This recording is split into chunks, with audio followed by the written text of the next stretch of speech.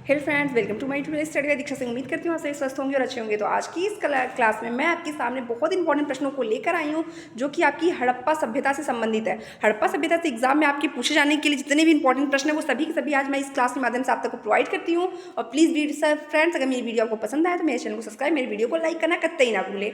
तो पहला प्रश्न आपकी स्क्रीन पर जो है हड़प्पा सभ्यता से आपसे पूछे, सिंधु घाटी सभ्यता में घोड़े के अवशेष कहाँ से मिले? सिंधु घाटी सभ्यता में घोड़े के जो अवशेष थे वो कहाँ से मिले थे? तो आप सभी का उत्तर यहाँ पे होता है सूरकोटदा।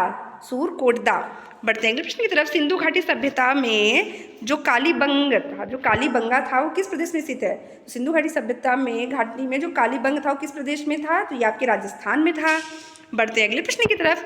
आदि मानव ने सर्वप्रथम किस जानवर को पालतू बनाया? आदि मानव ने सर्वप्रथम किस पशु को पालतू बनाया था? तो यह है आपका कुत्ता। तो एग्जाम में हड़प्पा सभ्यता से जितने भी प्रश्न आपसे पूछे जा सकते हैं उन सभी को मैं आज इस वीडियो में आपको बताने जा रही हूँ। तो वीडियो को बिना स्किप किए पूरा देखिएगा। वीडियो पसंद है मेरे चैनल को सब्सक्राइब करना कतई ना भूले। नेक्स्ट प्रश्न की तरफ बढ़ते हैं। मानव द्वारा उपयोग में लाई गई पहली फसल कौन सी थी? तो मानव द्वारा उपयोग में लाई गई पहली फसल, यह आपके एग्जाम में कई बार रिपीटेड प्रश्न है, वह है आपका गेहूँ। कभी कभी एग्जाम में आपको जौ भी मिलता है, कभी कभी एग्जाम में आपको जौ भी देखने को मिलता है। बढ़ते हैं प्रश्न की तरफ। प्रसिद्ध पशुपति की मुहर कहाँ से मिली? प्रसिद्ध पशुपति की मुहर की अगर बात करें तो ये आपके मोहनजोदड़ो से मिली है। नेक्स्ट प्रश्न की तरफ बढ़ते हैं फ्रेंड्स। नेक्स्ट प्रश्न आज की क्लास में जो आपसे पूछता है, सिंधु सभ्यता में गोदीवाला का साक्ष्य कहाँ से मिला? ध्यान दीजिएगा, सिंधु सभ्यता में गोदीवाला का साक्ष्य पूछ रहा है आपसे, तो ये कहाँ से मिला है? तो ये मिला है आपके लोथल से।